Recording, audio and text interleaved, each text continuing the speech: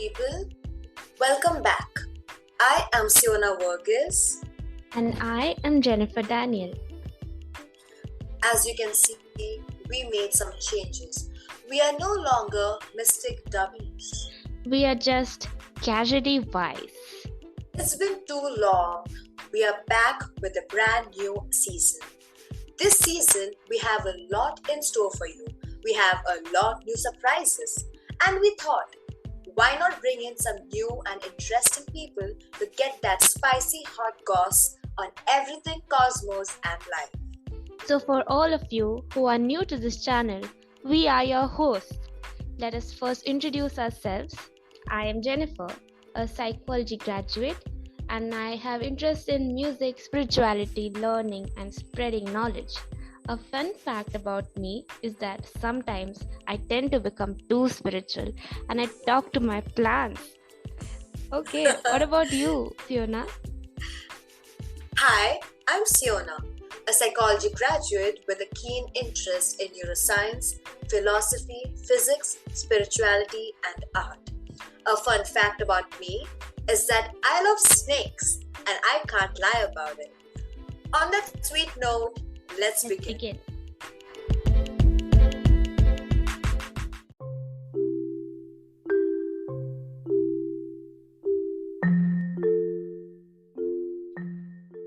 This week, we will be talking about a certain topic that has struck us in the most beautiful manner. Through a poem written by a dear friend, Grace, we are going to explain the topic.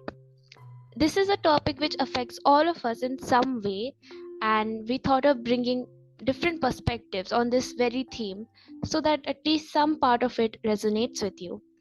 With that in mind, let me ask, what do you think it is to walk on a tightrope? When you say tightrope, what do you mean by it?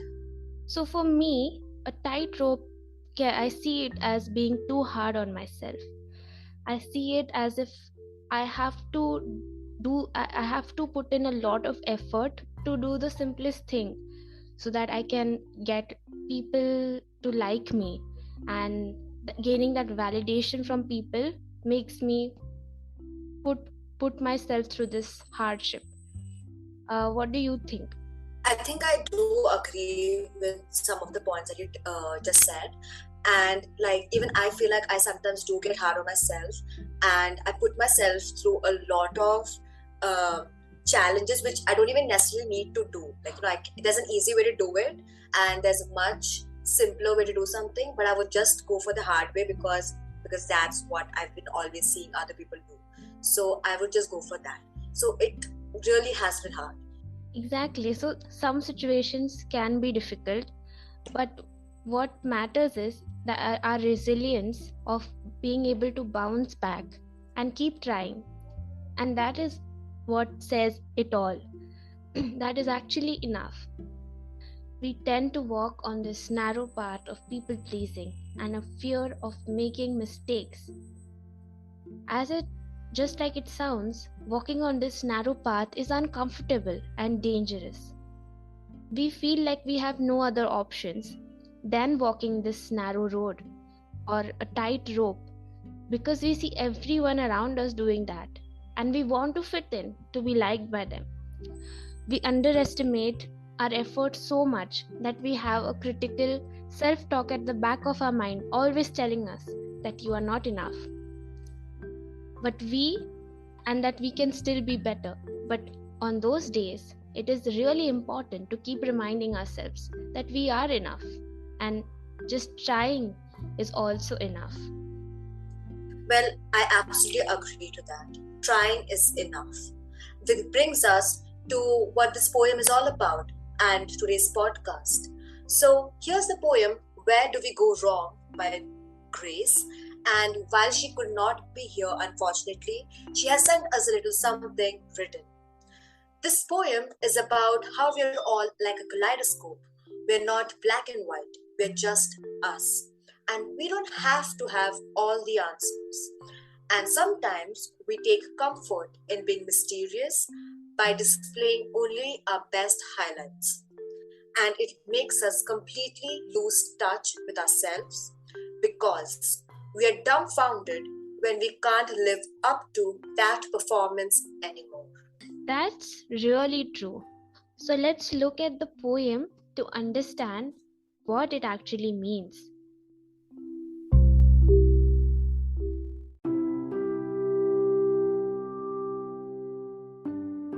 So the poem goes, where do we go wrong? Where we go wrong is in being mysterious, in being all that keeps the crowd around. And I'm afraid of people. I feel that I'm deceiving people, that they are being deceived by my face, my voice, my body. It is a very hard effort to speak, as if I also had a life of my own, as if things happened to me. It is a very hard effort to hide my surprise at being outside, speaking. I put my cards on the table, praying not to push them all away, because it only comes down to this, choosing between freedom and loneliness when they're the same. They called off the circus, they burnt the disco down, they sent home the horses and the rodeo clowns. But I'm still on that tightrope. I'm still trying everything to get you laughing at me. I'm still a believer, but I don't know why. I have never been a natural. All I do is try, try, try. I'm still on that trapeze. I'm still trying everything to keep you looking at me.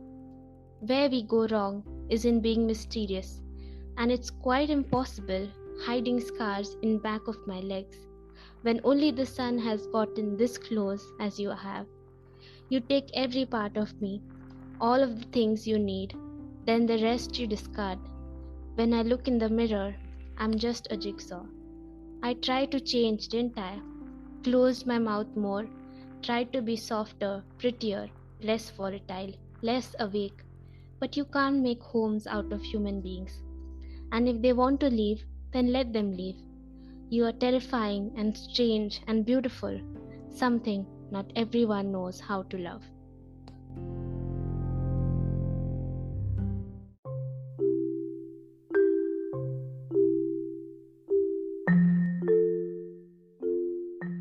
That is so beautiful.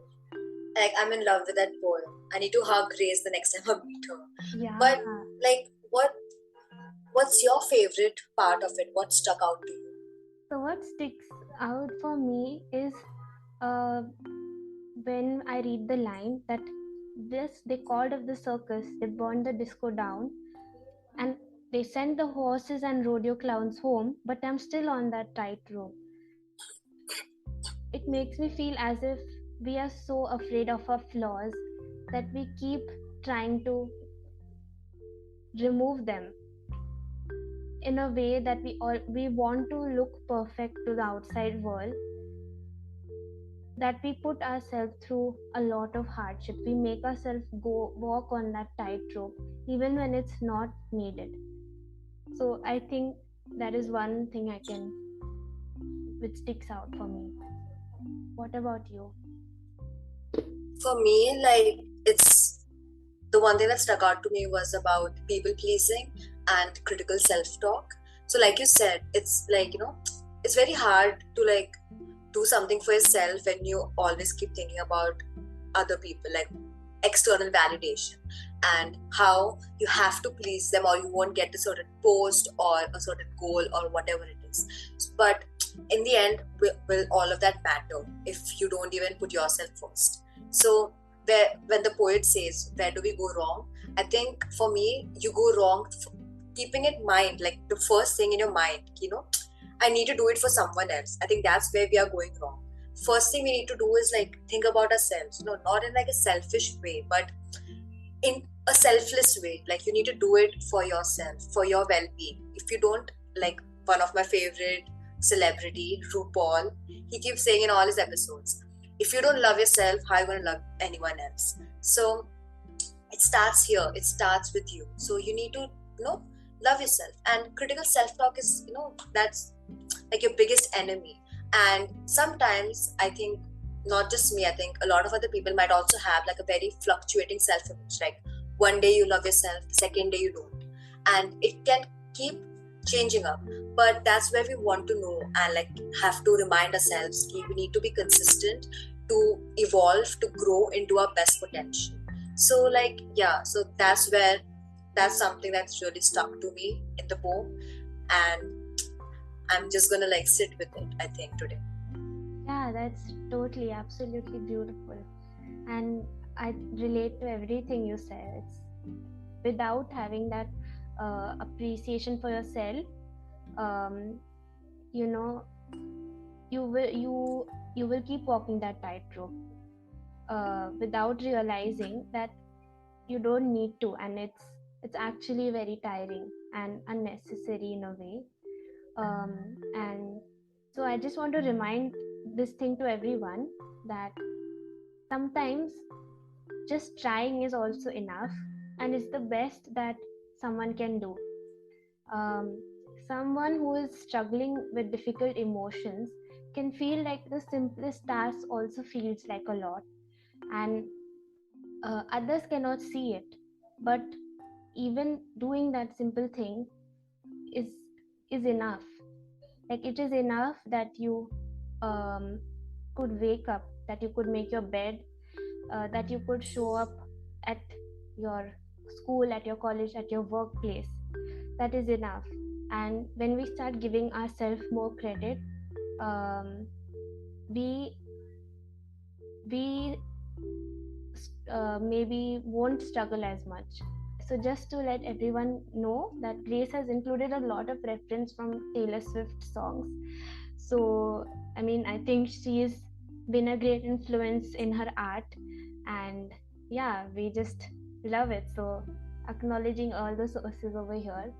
And yeah, so anything else, Siona, you would like to add before we can? Well, I think one last thing I might want to add is that the feeling of guilt when you disappoint someone and you think that's your own fault, I think that can be another tightrope that one walks on, because you are not responsible for how someone else feels. That's on themselves.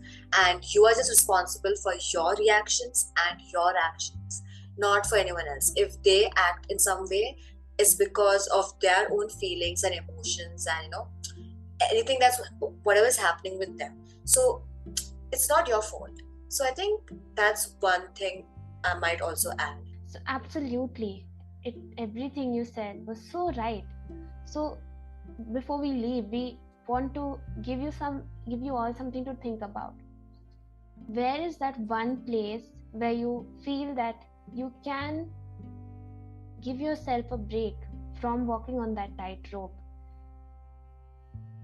Think about it and help yourself to lighten the burden on your shoulder, and slowly and steadily be easier on yourself.